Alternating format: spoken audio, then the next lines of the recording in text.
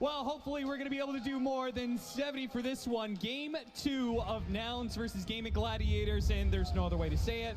That game 1 was a stomp, Avery. Yeah, that was a bit of a one-sided exchange, but of course that's the nature of those lineups, right? I really don't think Nouns necessarily played that game that bad. I just think if a couple things go wrong, you fall behind. That's how that game's going to go, right? There's no real stopping the ball once it gets rolling. And hey, they decided to give it back to him game 2. So the confidence off the charts here for Nouns as they say, you know what, you can have the Chen again. You can have your push lineup. We're going to be able to combat it a lot better with some more outspam, some faster heroes, and hopefully as good of lanes. Because honestly, we were talking, those lanes didn't go that bad for Nouns. Like all things considered, it was an okay laning phase, right? They weren't ahead, but they didn't get run over. Yeah. It's just the speed at which those auras came out and the pace at which Ace ran down these objectives was way too much for those heroes to combat, particularly Hector on the Terrorblade. So Spectre, I don't know if I was ever going to say this, but Spectre might be a little bit of a faster hero in all the metas we've seen. So yeah, she's there now. Hopefully Hector can get more seconds. You want to be getting a kill somewhere. Exactly. And if Hector can join all these fights, especially the tower defenses, maybe they can get a bit more going, particularly with the outspam they have. Coddle Darkseer can get the lanes in a lot more. It's not all on this Terrorblade shoving the waves. So Nouns have come up with some ideas on how to combat Gaimin, who are basically running it back, right? This is a Chen 20 to 30 minute high ground lineup. No way around it. They want to dominate lanes, get out to a big lead, and go high ground with the Alchemist and a bunch of sustain behind him. Chen Alch always makes an appearance on the main stage. In fact, now that I'm looking at this lineup, this is like an OG lineup through and through, right? Chen Alch with the Tiny to boot, and a couple cheese heroes. What more do you need? I think that's one thing about this lineup, though, for Gaimin Gladiators is I do feel like there's going to be more opportunity to play for pickoffs against them, right? Gaimin Gladiators, they did a really good job of like grouping up as 4 at some point in time, and it felt really hard for this Earth Spirit to be able to roll in and take like a full team fight against them. But here, you know, you've got the Lone Druid and Alchemist who are both going to be farming a decent amount, and we've got a Quindazzle, which I don't know how you feel about that one. Lelis in game said Bronze Hero, calling out the fact that Quinn doesn't necessarily have the most experience with this. I agree. I don't know if I've really ever seen him play it in a meaningful match where a lot's on the line. This is not Quinn's powerhouse for me. It's generally the spirits, the mobility, the Pangolier, the cheesy heroes that win you a lot of MMR that you can spam 1,000 times in a row like Latrak. You know, Dazzle just hasn't been there for too long, so we'll see what he can do on it. But this is a pretty free matchup for Gunnar as long as he can keep blasting the waves out. And if you can get a fast Vessel in this game, it's a great Vessel game, right? You're looking at a lot of healing coming out from the side of Gaimin. You wish you had an Ancient Apparition, but that's the next best trick. Dueling top, getting a lot of damage on Thracio early. Don't exactly view Darkseer as a good Tusk combination, but I guess double the punch. Yeah, if you manage to get the shard in, lock him in against the double ion shell, there's definitely opportunities to be able to kill this Alchemist, though typically it means you're just pushing into lanes. Oh, they're going to group up a little bit. They out of vision. Oh, this is an opportunity now for a turnaround. They hit him with the tag team, slow him down enough, but unfortunately they're just a little bit too far away on Lelis, so they weren't able to capitalize on that. But at least it does mean Dyrachyo missed, I think, 1 CS there, took some damage, has to blow through some more regen. And the bigger thing is they're blocking up that small camp for Celery. Right. So you're limiting the Chen's really early options. You want to hopefully not get mana burn purge creeps. Those just decimate the Darkseer. Bear kill on 7 HP. Oh, he got him in the end. Got him with the stroke, so Ace loses that one. They get a healthy bit of gold for Nouns. That's really nice down here. These bears count for so much in the early game. Basically a hero kill, if not better. And now if you do find any connection on Ace, I mean, it's gone for a long time. I think this combo is really interesting. They do a 5-position Grimstroke, but you know, maybe not the best laning phase power, but later on, you have this ability for Spectre to join in these fights anytime, 60 seconds, and you could globally just, you know, like, be next to Spectre, put Inkswell on him, have him jump onto some hero. There's a pretty good amount of kill power in just those two. It's also deceptive. You just don't expect the stun coming out from the Spectre when he haunts onto you, so the other big one's like the Bedlam combo with this hero. We're seeing it being developed a bit more, but yeah, I do like this combination. Double dagger in the fight's never bad either. But are you going to be able to get out of lanes healthy enough and powerful enough to go around looking for those kills? Because right now, it's not looking so hot. 7-1 in CS for K1 Hector. Yeah, Gaimin definitely pulling ahead on the lanes here. Even mid is going a bit rougher for Gunnar than I would have expected. I mean, you have to rush boots in this matchup. You get to just push it out, but there's no small camps around mid anymore, which kind of hurts this hero's momentum. And a lot of of games I've seen Gunnar play it, this hero is slower than the ultimate mid-coddle patch that we saw. So you can't really measure him up to that standard. Still, you're going to be looking for a pretty fast bots into Vessel here. Will be bots first, potentially. Yeah, well, Gunnar may have played this hero a number of times, as you alluded to. Not necessarily the best coddle mid-patch in the world, as Lilith and Moo trade a bit of damage here with Durantio. This hero is not having a great time at the International. It's currently sitting at 28% win rate for the Keeper of the Light. Every single time I watch it, it looks kind of lackluster, Avery. It's a hard hero to execute because you really need the items on time. You need to get the fights out of him. Otherwise, this hero is not doing much for you. A Boulder almost killed his Ogre Frost Mage. That was random. But what wasn't random, Celery made the read there. Placed a ward to be able to see this rotation coming out for the Grimstroke, Yamson. Oh, we got another one. Okay, no worries here. Just double Frost Ogre Mage for the first 4 minutes. See the blocking Celery, but the support is coming in. 3 versus 3. Celery is likely to die here. Zainsua helps him in his pop, and that is first blood. 4.5 minutes in, we finally see first kill of the game. Tofu, they'll chase him away, but damage already being done. It does leave Spectre in a 1v1 against Lone Druid. I don't know if this is any better than the 2v2. Feels like there's no situation where K1 Hector is happy in this lane. No, this matchup just plain sucks. There's no way around it. You're going to get bodied in the one-on-one. You have no ability to fight back, no innate regen. I guess you could go an early regen item on Spectre, but honestly, there's just not much in the meta that people are building towards. So it's another game of like bend on the lanes, but don't break and get that one fight. I mean, man, this ice armor has done work top, but first blood for Moo is also going to be pretty damn nice here for Nouns. Try for a kill here in the top lane. Get the stun off, trying to block away Tofu, but he's close enough for the avalanche, and that's more than enough. Underneath the acid spray, with 2 heroes hitting you and a neutral creep, a healthy amount of damage. Moo falls in his lane. And this is where Gaimin are happy with the lane setup right now because they're getting solo XP on their 2 cores that really want it. The Alec doesn't need it as much because he can just go back to the jungle and kill the stacks later for the net worth gain. Sure. And they're getting kills for their Chen. So they're boosting Chen in this position where your ball is going to be crazy strong at that 8 to 10 minute mark going into these tier 1s already. It is shifting some of the onus back onto Nouns in terms of who are you addressing in this laning phase, because right now, all 3 of these cores here, pretty deep behind the tier 1 tower. Gonna toss away, but Gunner's a little bit low. Fortunately, did heal himself up with that Illuminate Blast just in time. Now Quinn is here to help out, and they're gonna be chased away. Gunner still trying to finish off Tofu, but the heals will be able to keep Tofu alive, no problem. Hector getting rooted. Oh, just perfectly timed for Ace. He even had the support coming in from the side. Wasn't necessary, but Celery was there for the backup. And it should just be a fast tower push on this Lone Druid lane, the way it's shaping up. Ace has also protected his catapult on this wave. Benefit of that pull on the other side, and the golems. Yeah, killing that golem just gives you even more boulders to be thrown around. And hey, a Fool Assassin on the main stage of TI. I bet you never would have thought you would have seen it. But the hero is here. Oh, finally. I've been waiting so long for Avery to be able to talk about the hero we've been waiting for. So many years in the making for this hero to return to Seattle, but it'll do some pushing damage here. Celery decides which side lane he wants to help. I mean, there's a toss-up, like, do you actually need the Chen down here for the Lone Druid push at all? Probably not. Spectre, it's 4.5. I was going to say, like, okay, maybe he can get level 6 soon and, you know, participate in some kills around the map, but this Spectre is having a jungle already. K1 Hector is going to be very, very far behind for the next 20 minutes. You're gonna have to combine this Darkseer and Coddle at some point. That's the big one. If you can get it around the tower defenses, I think those fights can go pretty well for you. They're a lot better than the last game draft setup wise. And it's really unlikely Durantio joins those very early pushes, right? In that Weaver game, he can join those fights, and like even if he dies, it's still a numbers advantage, it's still HP you have to get through. Here, it is kind of just the Lone Druid and Dazzle with the Chen.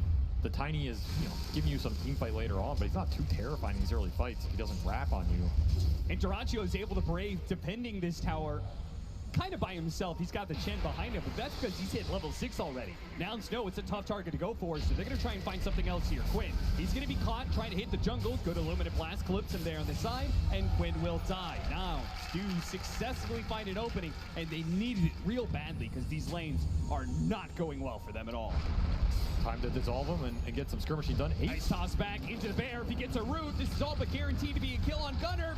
Doesn't even need the root.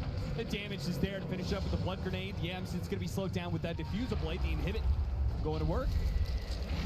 Nice Shark. attempt there with the block in, keeps the heroes out, even if the bear is still able to chase down Yamsen a bit, maybe even chase him up down underneath the tower. No response from Nouns. They really just cannot seem to handle this army that's going to be pushing them down. Yeah, out of nowhere, right? Ace, he took this bottom tower, rotates mid, has his next objective lined up, and everybody from Gaimin just connects to it. Really great pick off on the Dazzle, but it just gets them lingering a little too long, and all of a sudden, you get one Coddle Blast to defend this tower, and it's gone.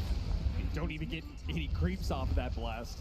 I mean, we talked about behind stage after game one. We said, you know, like this gen, I'm not sure if you could give that to Gaimin Gladiators. It does so much for them. It is the best support in these types of lineups, and every time they get a game like this where it starts thrown away, it just looks scarier and scarier.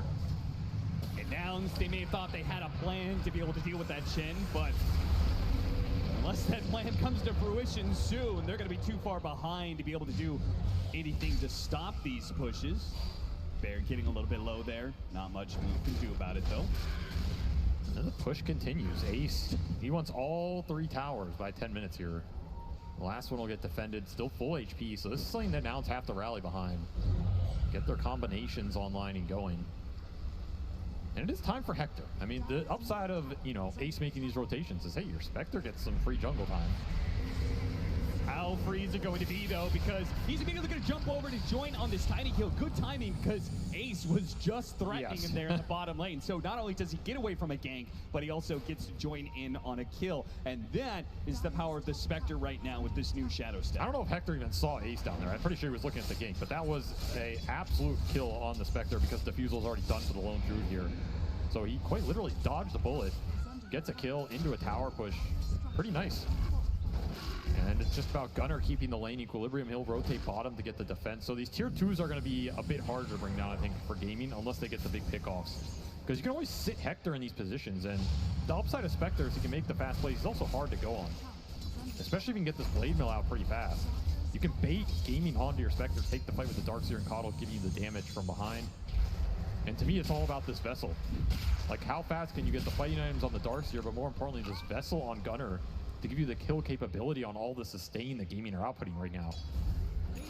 Yeah, if you throw in a Shallow Grave on somebody, they're getting these heals, they get a Hand of God. It's a huge amount of burst heal. Oh, straight through the portal. There's going to be the follow-up here, though. The Tusk's going to follow in. Yamsen joins in on this as well, thanks to the Spectre. They're able to kill And the bear. immediately and get the bear. Now they're going to be able to chase down Tofu on top of that one. So while Gaimin Gladiators thought they had the one up there, Tofu taking a quick pit stop to grab as many Lotuses. He knows he's dead, so he might as well get what he can off the map.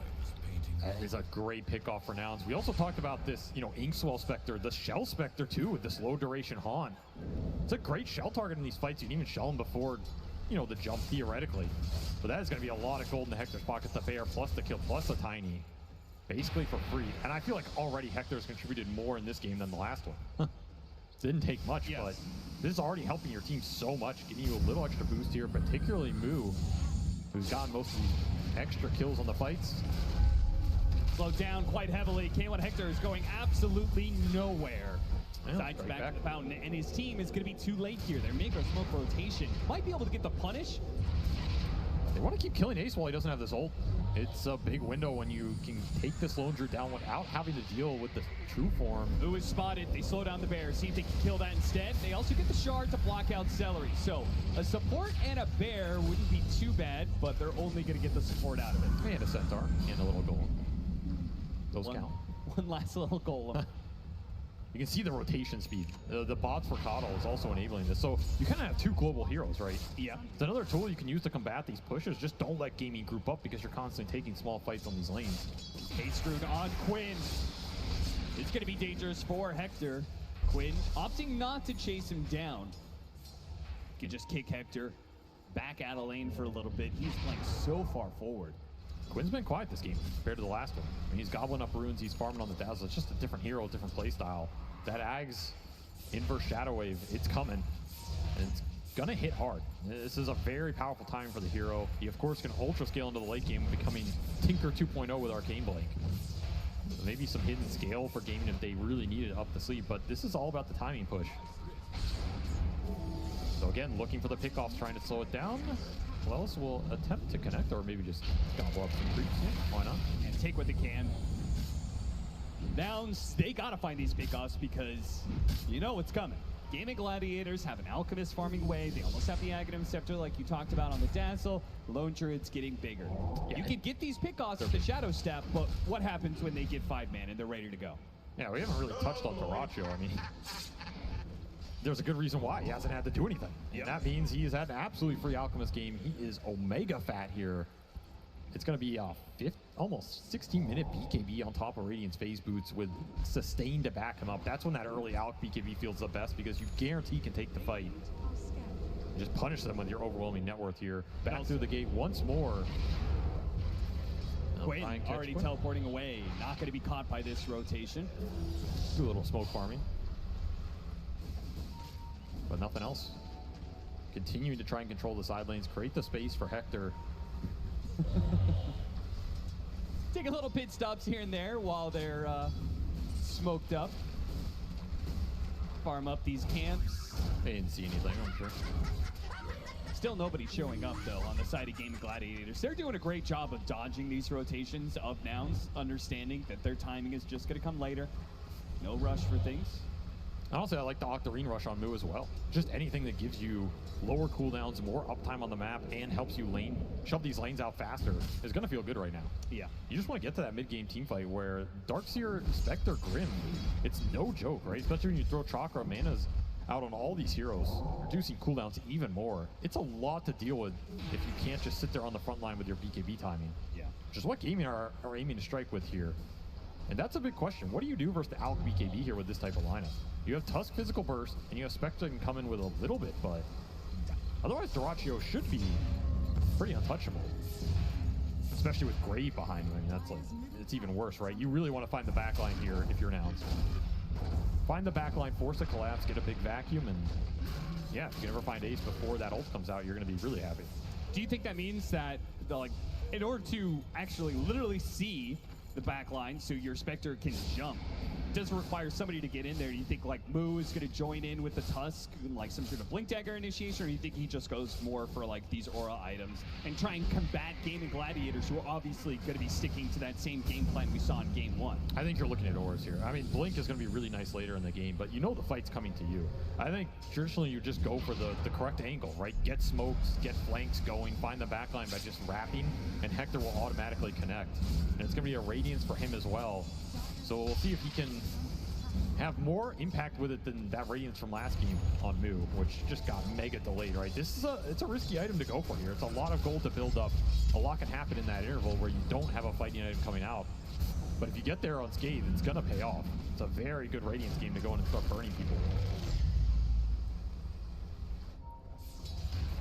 See the farm build up between Dyrachyo and K1 Hector. Yeah, I mean, that's a little unfair. You know? The GPM is going to be obviously massively outmatched, but you could see there was just a lot more space for CS for the Alchemist. And BKB's already done, and they're instantly smoking down mid with it. Dyrachyo wants to put it to use. And he's going to go straight for the Spectre, straight for the enemy carry. Inkswell quickly dispels that stun. Yeah, good idea rush from Yamsin to rush that shard. It's going to be pretty valuable this game. Be one on a lane. Mu trying to get out the shard, blocking him in. Oh no, Lelis, that wasn't what he wanted to have happen. Mu, he's desperately going to try and throw out a vacuum, but there's nothing to actually get off of that vacuum. The Spectre leaves. K1 Hector's like, you guys are supposed to be setting up for kills for me to be able to collect on, but there's nothing to actually get. Gold dagger. Will hit. I wonder if it scouted that smoke. Might have, honestly. Either way, a failed gank. True form goes off, and it'll give a window here. Blink on Tofu as well means that all these pushes, all these fights are a little more dangerous. You get caught, like Nouns got caught last game. You're just gonna crumble really fast around these towers.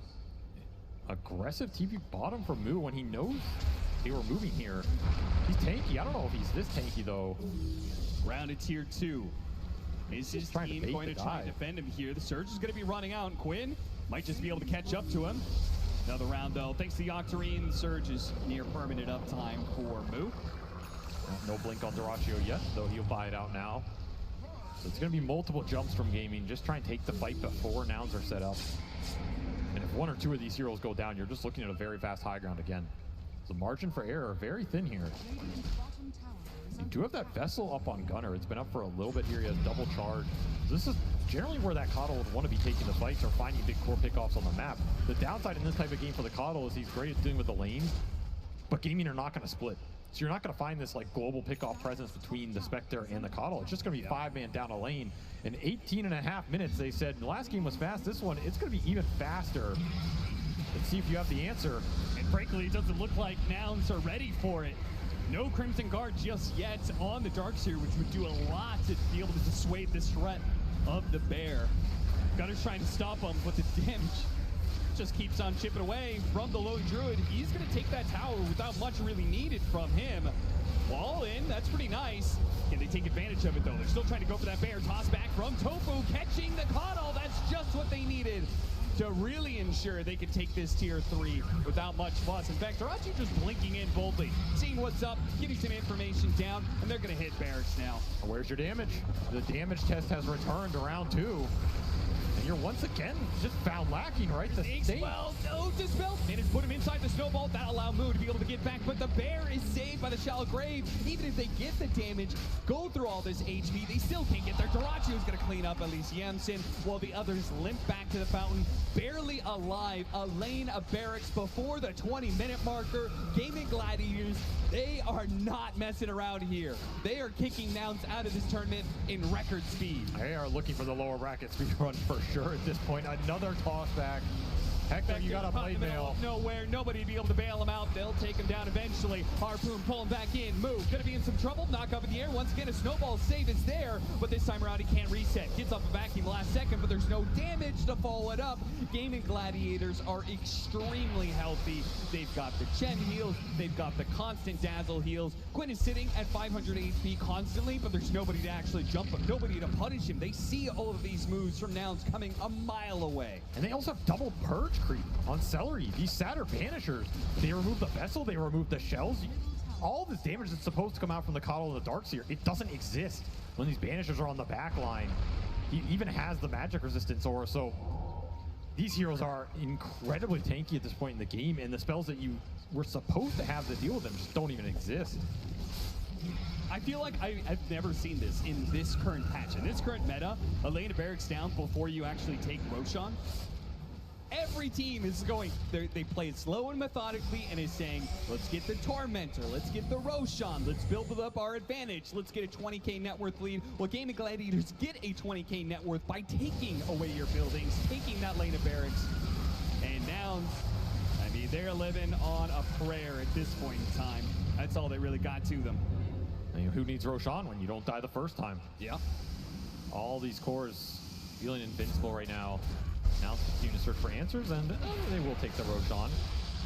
I mean, at this point, give the Aegis to the Satyr Banisher. Might be the best choice. Keep him alive at all costs. Protect him. Might be the only killable unit. It might be the most valuable in a way. It'll be a DD rune and BKB almost completed for Quinn. And this is also where Lone Druid just...